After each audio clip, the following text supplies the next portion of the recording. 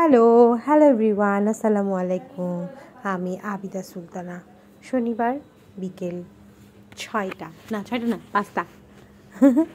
5টা বাজে, কারণ একটু পরেই সন্ধ্যা হয়ে যাবে। আমি দেশ টিভি দূরপাঠ থেকে সরাসরি মেলায় চলে এলাম। মেলায় এসে দেখলাম সে বিশাল জমজমাট মেলা, বিশাল ভিড় দেখে ভিতরে ঢুকতে মন চাচ্ছিল না, বাইরেই ঘোরাঘুরি করছি চিন্মৈত্রীর আশপাশ দিয়ে। এত লোক, হঠাৎ করে মনে হয়েছে মানুষ জীবনে কোনো দিন মেলায় আসে নাই, এই প্রথম মেলায় আসলো। একদম হুমড়ি খেয়ে পড়ছে সবগুলো, এরকম মনে হয়েছে। আসলে না, বিনোদনের তো একটা যে সময় জায়গা লাগে, তো মানুষ হয়তো বা এখানেই বিনোদন পাচ্ছে, তাই এখানেই চলে আসছে।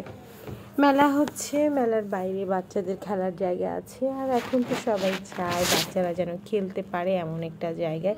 তো এখানে যেমন দুটোই হচ্ছে, খেলাধুলা হচ্ছে, খাওয়া দাওয়া হচ্ছে, এবং সেই সাথে শপিংও হচ্ছে। আর শপিং তো যেন তেন না, দেশের বাইরে থেকেও তো অনেক স্টল এসেছে, তো সেগুলোও এখানে মন ভরে কেনাকাটা হচ্ছে। যেহেতু এশিয়ান আন্তর্জাতিক বাণিজ্য মেলা, সব দেশেরই এখানে স্টল আছে। ইন্ডিয়া, পাকিস্তান, শ্রীলঙ্কা, চীন, জাপান যা আছে সব কেউ বাদ রাখে নিয়ে আসতে। মোটামুটি অনেক কিছুই এসেছে, ভালো ভালো জিনিস পাওয়া যাচ্ছে।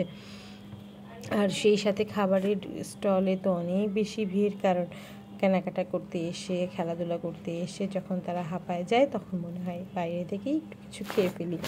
তো খাবারের দোকানগুলো প্রত্যেকটাই অসম্ভব ভিড় ছিল, কিন্তু স্বভাবত যে আমরা যে কাজগুলো করি, যেখানে খাই সেখানেই ফেলে দিয়ে রেখে চলে আসি, এই জন্য আশপাশ এত নোংরা হয়ে গেছে, আর এই ভিড়ের মধ্যে ক্লিন করার কোনো সুযোগ নাই।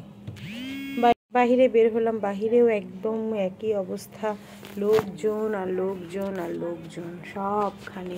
এখানেও যে খাবারের দোকানগুলো বসেছে সেগুলোও কিন্তু কম ভিড় না, সেগুলোতেও মানুষ প্রচণ্ড ভিড় করছে। ঝালমুড়ি, মুড়ি ভর্তা, তারপর হচ্ছে বিভিন্ন দেশীয় ফল মাখানো, সব কিছুই। ওই বাইরের দিকেও টিকিট, সব দিকে টিকিটের ব্যবস্থাও আছে, 20 টাকা করে টিকিট।